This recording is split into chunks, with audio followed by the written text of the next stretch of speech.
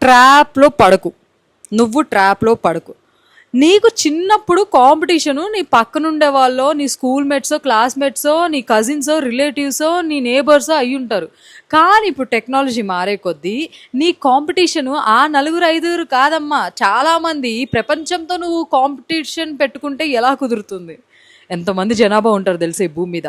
వాళ్ళందరికన్నా నువ్వు బెస్ట్గా ఉండాలి, వాళ్ళందరికన్నా నువ్వు బెటర్గా ఉండాలంటే ఎలా ఉంటుంది? మైట్ బి ఇప్పుడు నువ్వు చూసే ప్రొఫైల్స్లో కొంతమందితో నువ్వు కాంపిటేటివ్గా ఫీల్ అవుతున్నావు. మంచిదే, కాదంటలేదు. కాంపిటీషన్ ఉంటేనే లైఫ్లో కొంచెం ఆ స్పిరిట్ ఉంటుంది, మనం ఎదగాలి, ఇంకా బెటర్గా ఉండాలి అని చాలామంది చెప్తూ ఉంటారు.